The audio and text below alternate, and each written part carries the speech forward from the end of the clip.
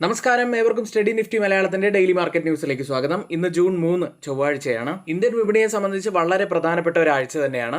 RBIയുടെ monetary policy committee meeting, അതിന്റെ decision June 6 വരുന്നത്. Inflation RBI ടാർഗറ്റിന് താഴെ ആയതുകൊണ്ട് തന്നെ വീണ്ടും ഒരു റേറ്റ് കട്ടിന്റെ പ്രതീക്ഷകൾ നമുക്കുണ്ട്. ഇത്തരത്തിലൊരു റേറ്റ് കട്ട് വരികയാണെങ്കിൽ അത് കൂടുതൽ ഗുണകരമാവുക ബാങ്ക് നിഫ്റ്റിക്ക് തന്നെയാണ്. ബാങ്ക് നിഫ്റ്റിയുടെ ചാർട്ടും നോക്കുമ്പോൾ നമുക്ക് അത് തന്നെയാണ് മനസ്സിലാവുന്നത്. ബാങ്ക് നിഫ്റ്റിയിൽ ഡെയിലി ചാർട്ടിൽ ഒരു flag and pole pattern breakout കൂടി നമ്മൾ പ്രത്യേകം ഇപ്പോൾ ശ്രദ്ധിക്കേണ്ടതുണ്ട്. ഇന്ന് പുലർച്ചെ ക്ലോസ് ചെയ്ത US മാർക്കറ്റുകളിലേക്ക്. സ്റ്റീൽ, അലുമിനിയം ഇറക്കുമതിക്ക് തീരുവ ഇരട്ടിയാക്കുമെന്ന് പ്രസിഡന്റ് ഡൊണാൾഡ് ട്രംപ് പറഞ്ഞതിന് ശേഷം നിക്ഷേപകർ വ്യാപാര ചർച്ചകൾ പ്രതീക്ഷ പുലർത്തിയതിനാൽ തിങ്കളാഴ്ച S&P 500 മറ്റു പ്രധാനപ്പെട്ട ഇൻഡെക്സുകളും ഉയർന്നു തന്നെയാണ് ക്ലോസ് ചെയ്തത്.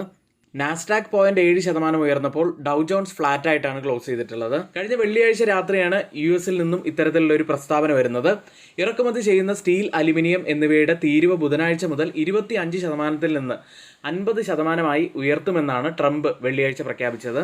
ചൈന വ്യാപാര കരാർ ലംഘിച്ചു എന്നാണ് US ആരോപിക്കുന്നത്. അതിന് തൊട്ടു പിന്നാലെയാണ് ഈ താരിഫിന്റെ വർധനവും ഉണ്ടായത്. ചൈനയുടെ മറുപടിയും ഇതിനോടകം വന്നു കഴിഞ്ഞു. ചൈന വ്യാപാര ചർച്ചാ കരാറുകൾ ലംഘിക്കുന്നു എന്ന ട്രംപിന്റെ വാദം ശരിയല്ലെന്ന് ചൈന തിങ്കളാഴ്ച പറഞ്ഞു. തങ്ങളുടെ താൽപ്പര്യങ്ങൾ ശക്തമായി സംരക്ഷിക്കുമെന്ന് ചൈന പറയുകയുണ്ടായി. അതേസമയം ട്രംപ് ഭരണകൂടം മറ്റ് രാജ്യങ്ങളോട് ബുധനാഴ്ചക്കകം അവരുടെ ഏറ്റവും മികച്ച വ്യാപാര ഓഫറുകൾ നൽകാൻ ആവശ്യപ്പെട്ടു. ഏതായാലും ഇന്നലെ US സ്റ്റീൽ കമ്പനികൾ നല്ല നേട്ടമാണ് ഉണ്ടാക്കിയത്. പക്ഷേ ഓട്ടോ മേക്കേഴ്സ് ഇടിഞ്ഞു. പിന്നീട് നേട്ടമുണ്ടാക്കിയ മറ്റൊരു സെക്ടർ എനർജി സെക്ടറായിരുന്നു. US ലിസ്റ്റ് ചെയ്ത ഇന്ത്യൻ കമ്പനികളുടെ പ്രകടനം നോക്കിയാൽ ഇൻഫോസിസ് ഒരു മ്യൂട്ടഡ് അവസ്ഥയിലായിരുന്നു. വിപ്രോ 0.35% ഇടിയുകയുണ്ടായി. ബാങ്കിങ് സൈഡിൽ ICICI ബാങ്ക് 0.07% ഇടിഞ്ഞപ്പോൾ HDFC ബാങ്ക് 0.44% നേട്ടമാണ് ഉണ്ടാക്കിയത്. ഡോക്ടർ റെഡ്ഡി 0.14% നേട്ടത്തിലും ക്ലോസ് ചെയ്തു. യൂറോപ്യൻ വിപണി ഇന്നലെ മിക്സഡ് ആയിട്ടാണ് ക്ലോസ് ചെയ്തത്. പ്രത്യേകിച്ച് അവിടെ വലിയ ഇടിവുണ്ടാക്കിയത് ഓട്ടോ സ്റ്റോക്കുകളായിരുന്നു. ഏകദേശം 2% ഇടിഞ്ഞു.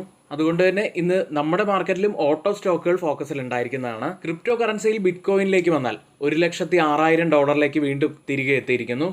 ഗോൾഡ് പ്രൈസുകൾ ഇന്നലെ 2% നേട്ടമുണ്ടാക്കി. ഗ്ലോബൽ ടെൻഷനൊക്കെ കൂടി വരുന്ന ഈ ഒരു സാഹചര്യത്തിലാണ് ഗോൾഡ് പ്രൈസുകൾ ഏകദേശം 2% മുകളിൽ നേട്ടത്തിൽ ഇന്നലെ ക്ലോസ് ചെയ്യുന്നത്. കേരളത്തിലെ ഗോൾഡ് പ്രൈസ് പവന് 72,480 രൂപയാണ്. നേട്ടമുണ്ടാക്കിയ മറ്റ് അസറ്റ് ക്ലാസുകളിൽ ഓയിൽ പ്രൈസുകളാണ് വരുന്നത്. OPEC+ ഉൽപ്പാദനം സാവധാനം വർദ്ധിപ്പിക്കും എന്ന് ആയതോടെയാണ് 3% നേട്ടത്തിൽ ഇന്നലെ ഓയിൽ പ്രൈസുകൾ ക്ലോസ് ചെയ്യുന്നത്. ഇന്നത്തെ ഹൈലൈറ്റ് ആയിട്ടുള്ള കുറച്ച് വാർത്തകളാണ് നമ്മളിവിടെ പറഞ്ഞു പോയത്. ഇനി ആർക്കെങ്കിലും നമ്മുടെ പെയ്ഡ് എഡ്യൂക്കേഷൻ ടെലഗ്രാം ചാനലിലോ നമ്മുടെ ഓൺലൈൻ ബാച്ചിലോ ജോയിൻ ചെയ്യാൻ താല്പര്യമുണ്ടെങ്കിൽ തൊട്ടുമുകളിലെ വാട്സപ്പ് നമ്പറിൽ മെസ്സേജ് അയച്ച് നിങ്ങൾക്ക് ജോയിൻ ചെയ്യാവുന്നതാണ്. ഇന്നത്തെ ഈ വീഡിയോയുടെ ലൈക്ക് ടാർഗറ്റ് 200 ലൈക്കുകൾ തന്നെയാണ്. എല്ലാ സുഹൃത്തുക്കളും ഒന്ന് ലൈക്ക് ചെയ്യാൻ ശ്രമിക്കുക. ചാനൽ ആരെങ്കിലും സബ്സ്ക്രൈബ് ചെയ്യാൻ മറന്നു പോയിട്ടുണ്ടെങ്കിൽ ദയവ് ചെയ്ത് ചാനൽ കൂടി ഒന്ന് സബ്സ്ക്രൈബ് ചെയ്യുക. ഇന്നത്തെ പ്രധാനപ്പെട്ട ഒരു വാർത്തയുള്ളത് ഇറാനിൽ നിന്നുള്ള LPG ഇറക്കുമതിയുമായി ബന്ധപ്പെട്ട് അദാനി ഗ്രൂപ്പിനെതിരെ US അന്വേഷണം. പക്ഷേ ഈ അവകാശവാദങ്ങൾ അദാനി ഗ്രൂപ്പ് നിഷേധിച്ചിട്ടുണ്ട്. ഈ വാർത്ത ഇപ്രകാരമാണ്: അമേരിക്കൻ ഉപരോധങ്ങൾ ലംഘിച്ച് ഗുജറാത്തിലെ മുദ്ര തുറമുഖം വഴി അദാനി ഗ്രൂപ്പ് ഇറാനിയൻ LPG ഇറക്കുമതി ചെയ്തിട്ടുണ്ടോ എന്ന് US പ്രോസിക്യൂട്ടർമാർ അന്വേഷിക്കുന്നു. അതായത് വാൾസ്ട്രീറ്റ് ജേണൽ പറയുന്നത് അദാനി തുറമുഖത്തിനും പേർഷ്യൻ ഗൾഫിനുമിടയിൽ പോകുന്ന ചില കപ്പലുകൾ രഹസ്യ സ്വഭാവം കാണിക്കുന്നു. ചില വ്യാപാര നിയമങ്ങൾ ലംഘിക്കുകയോ ഉപരോധങ്ങൾ ലംഘിക്കുകയോ ചെയ്യുന്ന തരത്തിലുള്ള ചില കാര്യങ്ങൾ കാണുന്നുണ്ട് എന്ന രീതിയിലാണ് ഇപ്പോൾ ജേണൽ പറയുന്നത്. മുൻകാലങ്ങളിലും അദാനിക്കെതിരെ ഇത്തരത്തിലുള്ള ആരോപണങ്ങൾ വന്നിരുന്നു. നേരത്തെ അദാനിയും അനന്തർ സാഗർ അദാനിയും കൈക്കൂലി നൽകിയതും US നിക്ഷേപകരെ തെറ്റിദ്ധരിപ്പിച്ചു എന്നും പറഞ്ഞ് US അധികാരികൾ കേസെടുത്തിരുന്നു. ഏതായാലും ഇപ്പോഴത്തെ ഈ ആരോപണത്തിൽ അദാനിയുടെ പ്രതികരണം ഇത്തരത്തിലാണ്. വാൾസ്ട്രീറ്റ് ജേണൽ റിപ്പോർട്ട് ഊഹാപോഹവും തെറ്റായ അനുമാനങ്ങളെ അടിസ്ഥാനമാക്കിയുള്ളതുമാണ്. അതുകൊണ്ട് തന്നെ അദാനി ഗ്രൂപ്പ് ഈ ആരോപണങ്ങൾ നിഷേധിക്കുകയാണ്. ഏതായാലും ഈ ഒരു വാർത്ത അദാനി ഗ്രൂപ്പ് സ്റ്റോക്കുകളെ സംബന്ധിച്ച് കുറച്ച് നെഗറ്റീവ് തന്നെയാണ്. അതിൽ കൂടുതൽ ഇമ്പാക്റ്റ് ഉണ്ടാവാൻ സാധ്യതയുള്ളത് നമുക്കറിയുന്നത് പോലെ തന്നെ Adani ports and special economic zone തന്നെയാണ്. അദാനി ഗ്രൂപ്പ് സ്റ്റോക്കുകൾ ഇന്ന് ഫോക്കസിൽ ഉണ്ടായിരിക്കുന്നതാണ്. ഇനി ഇന്നത്തെ പ്രധാനപ്പെട്ട കുറച്ച് സ്റ്റോക്ക് ന്യൂസുകളിലേക്ക്. ആദ്യം ഫ്രോണ്ടിയർ സ്പ്രിങ്സ് എന്ന കമ്പനിയാണ്. എയർ സ്പ്രിംഗ് അസംബ്ലി വിതരണം ചെയ്യുന്നതിനായി കമ്പനിക്ക് 92.6 കോടി രൂപയുടെ പുതിയ ഒരു ഓർഡർ ലഭിച്ചു. അടുത്തത് ജിൻഡാൽ സ്റ്റെയിൻലെസ് എന്ന കമ്പനിയാണ്. ഓയിസ്റ്റർ റിന്യൂവബിൾസിന്റെ 282 മെഗാവാട്ട് സൗരോർജ്ജ പദ്ധതി ജിൻഡാൽ സ്റ്റെയിൻലെസ് 33.64% ഓഹരികൾ വാങ്ങി. ഈ പദ്ധതിയിൽ 132 കോടി രൂപ വരെയാണ് നിക്ഷേപിക്കുക. അടുത്തത് ടൊറന്റ് പവർ എന്ന കമ്പനിയാണ്. 2027 മുതൽ 2036 വരെ പ്രതിവർഷം 0.41 ദശലക്ഷം ടൺ LNG വാങ്ങുന്നതിനായി ആഗോള സൗരോർജ്ജ കമ്പനിയായ BP-യുടെ ഭാഗമായ BP സിംഗപ്പൂരുമായി ടൊറന്റ് പവർ ദീർഘകാല കരാറിൽ ഒപ്പുവെച്ചു. അടുത്തത് ബ്രിട്ടാനിയ ഇൻഡസ്ട്രീസ് എന്ന കമ്പനിയാണ്.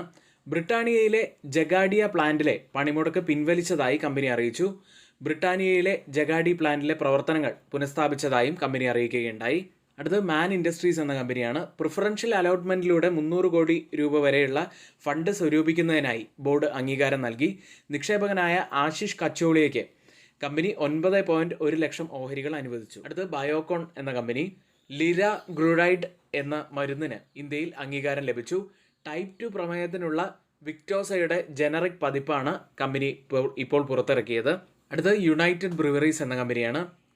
കമ്പനിയുടെ ബാംഗ്ലൂർ ബ്രിവറി അടച്ചുപൂട്ടുകയാണ്. പക്ഷേ അത് അവരുടെ ബിസിനസ്സിൽ ഇമ്പാക്റ്റ് ഒന്നും ഉണ്ടാക്കില്ല എന്നാണ് കമ്പനി പറയുന്നത്. ഇന്ന് F&O സെഗ്മെന്റിൽ ബാനായ സ്റ്റോക്ക് മണപ്പുറം ഫിനാൻസ് മാത്രമാണ്. ഇനി മറ്റൊരു കാര്യമുള്ളത്, സ്റ്റോക്ക് മാർക്കറ്റിനെ കുറിച്ച് കൂടുതലായിട്ട് പഠിച്ചതിന് അത് മനസ്സിലാക്കിയതിന് ശേഷം മാത്രം നല്ല ട്രേഡുകൾ എടുക്കാൻ ശ്രമിക്കുക. നിങ്ങൾക്ക് ഫണ്ടമെന്റൽ അനാലിസിസ്, ടെക്നിക്കൽ അനാലിസിസ് കൂടാതെ ഓപ്ഷൻ ട്രേഡിങ്ങിനെ കുറിച്ച് ഇത്തരത്തിലുള്ള ധാരാളം കാര്യങ്ങളെക്കുറിച്ച് അറിയണമെന്നുണ്ടെങ്കിൽ നിങ്ങൾക്ക് ഞങ്ങളുടെ ട്രേഡിംഗ് കോഴ്സിൽ ജോയിൻ ചെയ്യാവുന്നതാണ്. 1 മാസമാണ് കോഴ്സിൻ്റെ ഡ്യൂറേഷൻ വരുന്നത്. 2 മുതൽ 3 സെഷനുകളാണ് ആഴ്ചയിൽ ഉണ്ടായിരിക്കുക. അപ്പോൾ ഈ കോഴ്സിൽ ആർക്കെങ്കിലും ജോയിൻ ചെയ്യാൻ താല്പര്യമുണ്ടെങ്കിൽ തൊട്ട് മുകളിലെ വാട്സാപ്പ് നമ്പറിൽ ഞങ്ങൾക്ക് മെസ്സേജ് അയച്ച് ജോയിൻ ചെയ്യാവുന്നതാണ്. അടുത്തത് FIDA ആക്ടിവിറ്റിയിലേക്കാണ്. FIS ഇന്നലെയും സെല്ലിങ്ങിൽ തന്നെയായിരുന്നു. അതായത് തുടർച്ചയായ 2ാമത്തെ ദിവസവും അവർ സെല്ലിങ്ങിൽ തന്നെയാണ്. 2589 കോടി രൂപയ്ക്കാണ് ഇന്നലെ സെല്ല് ചെയ്തത്. DIS ആവട്ടെ 5314 കോടി രൂപയ്ക്ക് ബൈ ചെയ്തു. ഏഷ്യൻ മാർക്കറ്റുകളിലേക്ക് ഇപ്പോൾ ട്രേഡിംഗ് ആരംഭിച്ച ഏഷ്യൻ മാർക്കറ്റുകൾ പോസിറ്റീവിലാണ്. ഇന്നലെ വളരെ നെഗറ്റീവായിട്ടുള്ള ഒരു അവസ്ഥയിലായിരുന്നു ഒട്ടുമിക്ക ഏഷ്യൻ മാർക്കറ്റുകളും ഉണ്ടായിരുന്നത്. ഇന്നിപ്പോൾ ഓപ്പൺ ചെയ്ത ജപ്പാൻ മാർക്കറ്റ് നിക്കി 0.47% നേട്ടത്തിൽ, തായ്വാൻ മാർക്കറ്റ് 1% മുകളിൽ നേട്ടത്തിൽ, സിംഗപ്പൂർ മാർക്കറ്റ് 0.10% നേട്ടത്തിൽ, ഗിഫ്റ്റ് നിഫ്റ്റി ഇപ്പോൾ ഉള്ളത് 24,866 എന്ന നിലയിൽ 96 പോയിന്റ്സ് അപ്സൈഡിലാണ് ട്രേഡ് ചെയ്യുന്നത്. അതായത് ഇപ്പോഴത്തെ ഈ നില വെച്ച് ഏകദേശം 40 പോയിന്റ്സിൻ്റെയൊക്കെ ഒരു ഗ്യാപ്പ് അപ്പ് ഓപ്പണിങ്ങിനാണ് സാധ്യതയുള്ളത്. ഓയിൽ പ്രൈസുകളിലേക്ക്. ഒപെക് പ്ലസ് ഉൽപ്പാദനം സാവധാനം വർദ്ധിപ്പിച്ചതിനാൽ തിങ്കളാഴ്ച ഓയിൽ പ്രൈസുകൾ 3% ഉയരുകയുണ്ടായി. ഇത് നിക്ഷേപകർ ഉൽപ്പാദനം വളരെ വേഗത്തിൽ വർദ്ധിപ്പിച്ചേക്കുമെന്ന ആശങ്കകളെ ശാന്തമാക്കി. ബ്രന്റ് ഫ്യൂച്ചേഴ്സ് ഇപ്പോൾ ട്രേഡ് ചെയ്യുന്നത് $65.18 പെർ ബാരൽ എന്ന നിലയിൽ 0.09% നേട്ടത്തിലാണ്. WTI ഉള്ളത് $63.14 പെർ ബാരൽ എന്ന നിലയിൽ 0.99% നേട്ടത്തിൽ ട്രേഡ് ചെയ്യുന്നു. ഇന്ന് നമ്മൾ നിഫ്റ്റിയിലും ബാങ്ക് നിഫ്റ്റിയിലും ശ്രദ്ധിക്കേണ്ട ഏറ്റവും പ്രധാനപ്പെട്ട കുറച്ച് കാര്യങ്ങൾ. നിഫ്റ്റിയിൽ 24,716 34 പോയിന്റ്സ് ഇടിഞ്ഞാണ് ഇന്നലെ ക്ലോസ് ചെയ്തിട്ടുള്ളത്. എന്നിരുന്നാലും നല്ലൊരു റിക്കവറി തന്നെയാണ് ഇന്നലെ നമുക്ക് നിഫ്റ്റിയിലും ബാങ്ക് നിഫ്റ്റിയിലും കാണാൻ കഴിഞ്ഞത്. ഇന്നലത്തെ പ്രീ മാർക്കറ്റ് വീഡിയോയിൽ നമ്മൾ പ്രത്യേകം പറഞ്ഞിരുന്നതാണ്, ഒരു ഡബിൾ ടോപ്പ് ഫോം ആയിട്ടുണ്ട്, അതുകൊണ്ട് തന്നെ പ്രത്യേകം ശ്രദ്ധിക്കണം എന്ന് നമ്മൾ പറഞ്ഞതാണ്. അതായത് ഇപ്പോഴത്തെ ഒരു പാറ്റേൺ പാറ്റേണിന് സമാനമായിട്ടുള്ള പാറ്റേൺ ആണ്. മെയ് 22-ാം തീയതിയിലെ ലോ ആയിട്ടുള്ളത് ഏകദേശം ഒരു 24,450 ലെവലിലായിരിക്കും. ഈ ഒരു ലെവൽ ബ്രേക്ക് ചെയ്യുകയാണെങ്കിൽ കൂടുതൽ സെല്ലിംഗ് പ്രഷർ വരാനുള്ള സാധ്യതകളുണ്ട്. ഏതായാലും ഇന്നലത്തെ ആ ഒരു റിക്കവറി വളരെ പോസിറ്റീവായി തന്നെ കാണാം. വലിയൊരു ഫോളിലേക്ക് പോകാതിരിക്കും എന്ന് തന്നെ നമുക്ക് പ്രതീക്ഷിക്കാം. ഡൗൺ സൈഡിൽ ഇനി നമ്മൾ ശ്രദ്ധിക്കേണ്ടത് 24,650 താഴെയായിട്ട് ഒരു ഡെയിലി ക്ലോസിംഗ് വെക്കുന്നുണ്ടോ എന്ന് തന്നെയാണ്. കൂടാതെ 24,526 ഇന്നലത്തെ ലോ ആയിട്ടുള്ള ഒരു ലെവൽ. അതുകൂടി ഡൗൺ സൈഡിൽ ശ്രദ്ധിക്കേണ്ടതാണ്. അപ്സൈഡിൽ നമ്മൾ ശ്രദ്ധിക്കേണ്ടത് 25,000 മുതൽ 25,100 വരെയുള്ള സോണിന് മുകളിലായിട്ട് ഒരു ഡെയിലി ക്ലോസിംഗ് വരികയാണെങ്കിൽ അതൊരു പോസിറ്റിവിറ്റി ആയിട്ട് തന്നെ കാണാം. അതിനുശേഷം നമ്മൾ വാച്ച് ചെയ്യേണ്ടത് 25,250 മുതൽ 25,300 വരെയുള്ള ലെവലാണ്. മാക്സിമം ഓപ്പൺ ഇൻട്രസ്റ്റ് റൈറ്റ് ചെയ്ത സ്ട്രൈക്കുകൾ നോക്കുകയാണെങ്കിൽ ഒരു റെസിസ്റ്റൻസ് ആവാൻ സാധ്യതയുള്ളത് 24,800, സപ്പോർട്ട് ആവാൻ സാധ്യതയുള്ളത് 24,600. Change in open interest data പ്രകാരം കോൾ സൈഡിലും പുട്ട് സൈഡിലും വന്ന വ്യത്യാസങ്ങളാണ്. 24,650 സ്ട്രൈക്കിൽ 209% വർധനവ് പുട്ട് സൈഡിൽ കാണാം. ലോങ് ബിൽഡപ്പാണ്. കോൾ സൈഡ് നല്ല ശക്തമാണ്.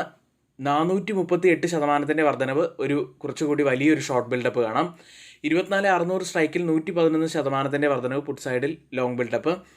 കോൾ സൈഡിൽ അതിനിരട്ടി 279% വർധനവ്, നല്ല ഒരു ഷോർട്ട് ബിൽഡപ്പാണ് കാണുന്നത്. 24,700 സ്ട്രൈക്കിൽ 61% വർധനവ് പുട്ട് സൈഡിൽ ലോങ് ബിൽഡപ്പ്. കോൾ സൈഡിൽ 115% വർധനവ്, ഒരു ഷോർട്ട് ബിൽഡപ്പും കാണാം. ഈ 3 സ്ട്രൈക്കും കമ്പയർ ചെയ്യുമ്പോൾ മാർക്കറ്റിനെ മുകളിലേക്ക് കൊണ്ടുപോകാൻ കഴിവുള്ള പുട്ട് സെല്ലേഴ്സ് വീക്കാണെന്നും മാർക്കറ്റിനെ താഴേക്ക് കൊണ്ടുപോകാൻ കഴിവുള്ള കോൾ സെല്ലേഴ്സ് നല്ല ശക്തിയോടെ നിൽക്കുന്നു എന്നും കാണാം. ബാങ്ക് നിഫ്റ്റിയിലേക്ക് 55,903 154 പോയിന്റ്സ് ഉയർന്നാണ് ബാങ്ക് നിഫ്റ്റി ക്ലോസ് ചെയ്യുന്നത്. ബാങ്ക് നിഫ്റ്റിയിലുണ്ടായ റിക്കവറിയാണ് നിഫ്റ്റിയെ ഇന്നലെ സഹായിച്ചത്. ഇനി അപ്സൈഡിൽ നമ്മൾ പ്രത്യേകം വാച്ച് ചെയ്യേണ്ടത് ഓൾ ടൈം ഹൈ ലെവലായിട്ടുള്ള 56,098 ആണ്. അതായത് ബാങ്ക് നിഫ്റ്റിയെ സംബന്ധിച്ച് 56,000 മുതൽ 56,100 വരെയുള്ളത് വളരെ ക്രൂഷ്യൽ ആയിട്ടുള്ള സോണാണ്. അതിന് മുകളിലായിട്ടൊരു ക്ലോസിംഗ് വെക്കുകയാണെങ്കിൽ ഒരുപക്ഷെ 56,700 വരെയൊക്കെ ഇനി വരുന്ന സെഷനുകളിൽ ബാങ്ക് നിഫ്റ്റി മൂവ് ചെയ്യാനുള്ള സാധ്യതകളുണ്ട്. ഡൗൺ സൈഡിൽ നമ്മൾ വാച്ച് ചെയ്യേണ്ടത് 55,000 മുതൽ 55,200 വരെയുള്ള ആ ഒരു സോണുമാണ്. ഓപ്പൺ ഇൻട്രസ്റ്റ് ഡാറ്റ പ്രകാരം ഒരു റെസിസ്റ്റൻസ് ആവാൻ സാധ്യതയുള്ളത് 56,000ഉം സപ്പോർട്ട് ആവാൻ സാധ്യതയുള്ളത് 55,000ഉമാണ്. ഇനി മറ്റൊരു കാര്യമുള്ളത്, ഇന്നലത്തെ ഈവനിങ് പോഡ്കാസ്റ്റ് വീഡിയോയിൽ 1-2 സുഹൃത്തുക്കൾ ഇനോക്സ് വിൻഡിനെ കുറിച്ച് ചോദിച്ചിരുന്നു. അതിൻ്റെ ഡെയിലി ചാർട്ടാണ് ഇപ്പോൾ നമ്മൾ സ്ക്രീനിൽ കാണുന്നത്. ഇനോക്സ് വിൻഡ് ഇന്നലെ ഏകദേശം 5% ഇടിവാണ് ഉണ്ടാക്കിയത്. നല്ല റവന്യൂ ഗ്രോത്ത് ഒക്കെയാണ് കമ്പനിയിൽ ഉണ്ടായിരുന്നത്. കാരണം 142% വർധനവാണ് ഇയർ ഓൺ ഇയറിൽ റവന്യൂവിൽ ഉണ്ടായത്. കൂടാതെ ക്വാർട്ടർ ടു ക്വാർട്ടറിൽ 40% വർധനവൊക്കെ ഉണ്ടായി. പല അനലിസ്റ്റുകളും ഇപ്പോഴും ബൈ റേറ്റിംഗ് തന്നെയാണ് സ്റ്റോക്കിൽ കൊടുത്തിരിക്കുന്നത്.